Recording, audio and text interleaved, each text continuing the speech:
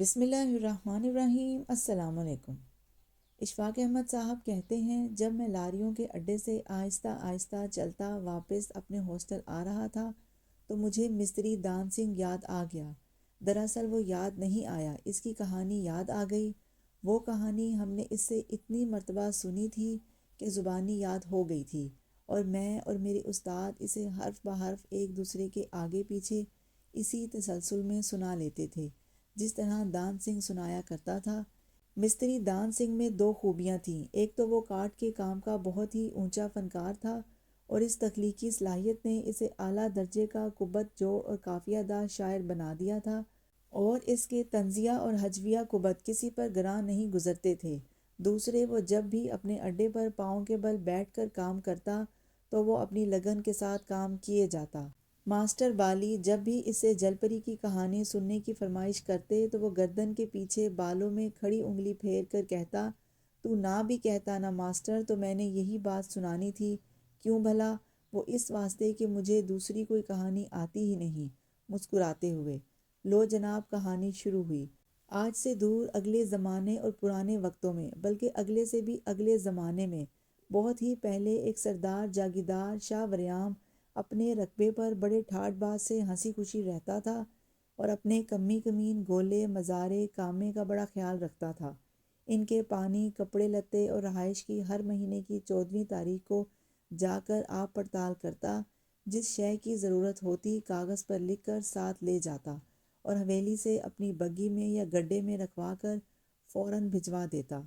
سارے غلام، تیلی، نائی، موچی، بھرائی، کمہار، چمار، میرے جیسے ترکھان، لوہار، سائیں، چوکیدار، سارے اس کو دن رات سیس دیتے تھے اور اس کے گن گاتے تھے۔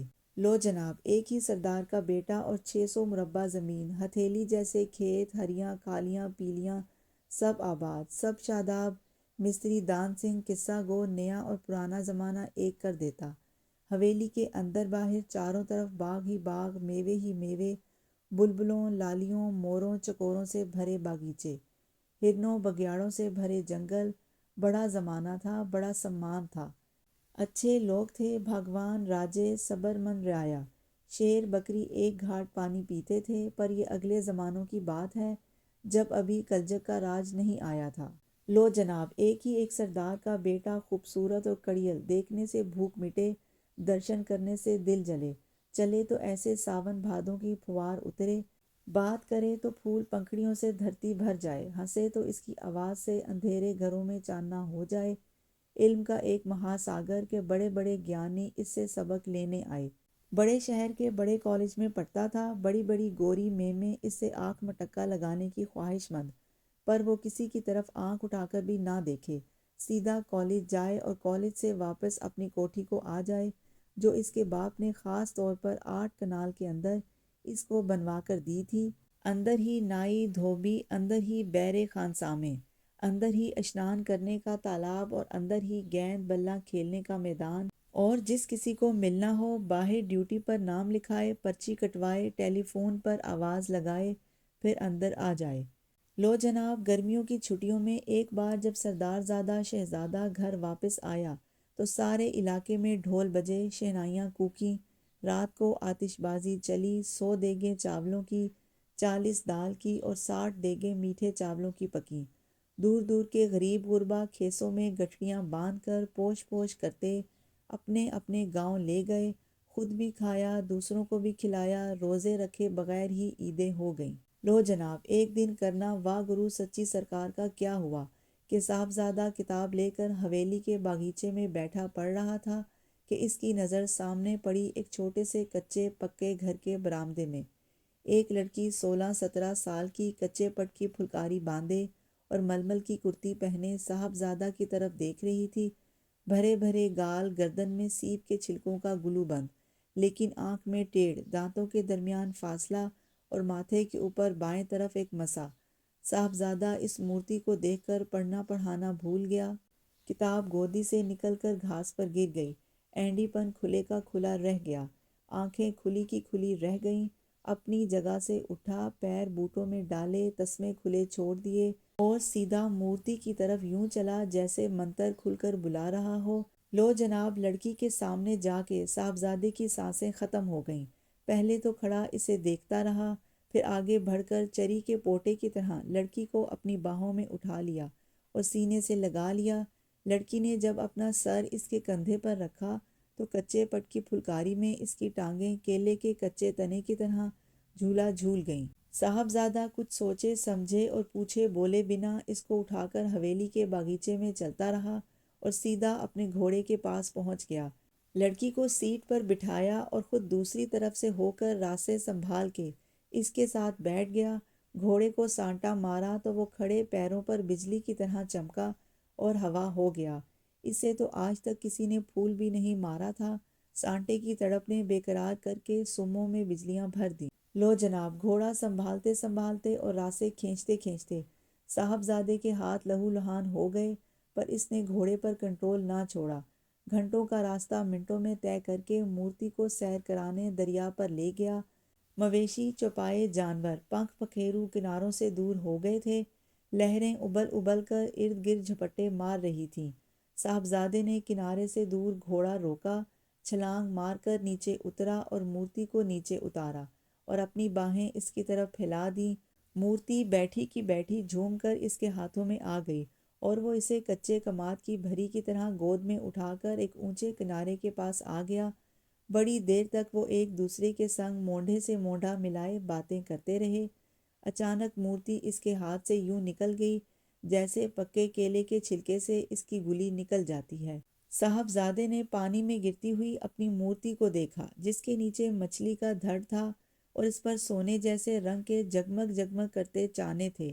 ڈوبتے سورج کی روشنی میں چانے سندھوری بجلی کی طرح چمکے اور پھر پانی میں غائب ہو گئے۔ صاحبزادے نے اسے پکارا اور بین کرنے لگا۔ جل پری دو تین مرتبہ پانی کی سطح سے اوپر ابھری اور پھر نیچے چلی گئی۔ لو جناب، صاحبزادہ نے واپس کالج جانے سے انکار کر دیا۔ سوٹ بوٹ اتار کر کھلا چوگا پہن لیا اور حویلی کے اندر جوگ دان لے لیا۔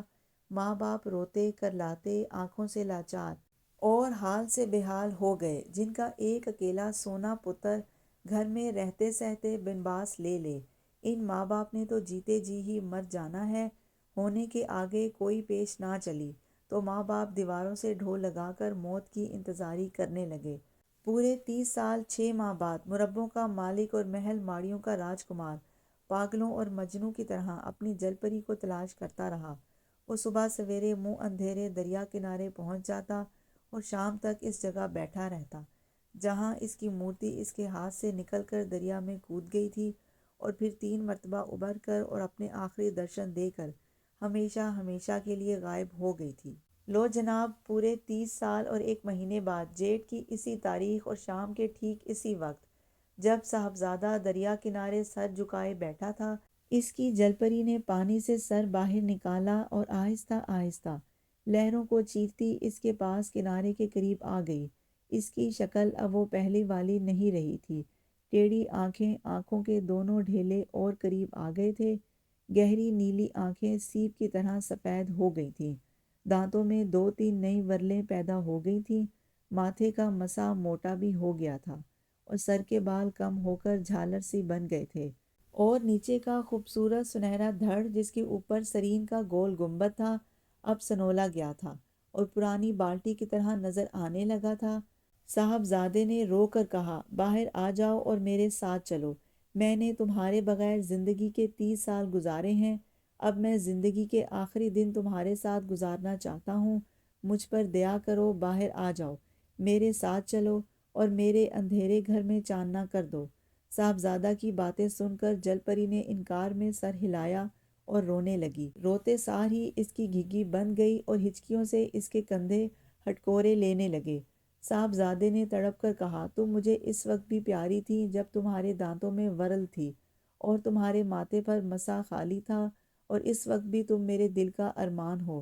اس کی پرواہ نہ کرو کہ تمہارا چہرہ لٹک گیا ہے، تمہارے دانت ٹوٹ گئے ہیں اور تمہارے چانے کالے پڑ گئے ہیں۔ میں اب بھی تم سے ویسا ہی پریم کرتا ہوں اور تم کو اسی طرح سے چاہتا ہوں۔ صاحبزادے کی بات سن کر جل پری کی سسکیاں آہوں میں تبدیل ہو گئیں اور پھر ان آہوں سے کراہیں نکلنے لگیں۔ صاحبزادے نے رو کر کہا، بتاؤ تم نے مجھے قبول کیوں نہ کیا؟ مجھ میں کیا عیب تھا، کیا برائی تھی، کیا خرابی تھی؟ جل پری نے زاروں زار روتے ہوئے کہا، خرابی تم میں نہیں تھی، خرابی مجھ میں تھی۔ تم ایک جاگیر کے، ایک سردار کے، ایک وریام کے بیٹے ہو، اور میں تمہارے مزارے حسو تیلی کی بیٹی ہوں۔ میری دوسری ساری خرابیاں تو دور ہو سکتی تھیں، اس بیماری کا کوئی علاج نہیں تھا کہ میں ایک کمی کمین کی بیٹی ہوں۔ میں کیا کرتی اور تمہاری شان کس طرح مٹی میں ملاتی؟ لاریوں کے اڈے سے لے کر اپنے ہاسٹل تک میں دان سنگھ کی یہ کہانی لفظ بہ لفظ یاد کرتا آیا اور سوچتا آیا کہ نہ تو رجنی حسو تیلی کی بیٹی ہے اور نہ ہی جیجا جی کوئی کم برہمن ہے۔ پھر رجنی کی ساری شان مٹی میں کیوں مل گئی؟ وہ زندگی کے راستے پر چلتی چلتی کال کی لکیر میں کیوں داخل ہو گئی؟ کیا یہ سب میری وجہ سے ہوا؟ اس کی پریت کے کارن ہوا؟ ماسٹر بالی کی بدولت ہوا، یا پھر لکھے لکھائے لے کی پوتھی آکاش سے اتری اور اس نے رجنی سے اندھیارے کے پھیرے لے لیے؟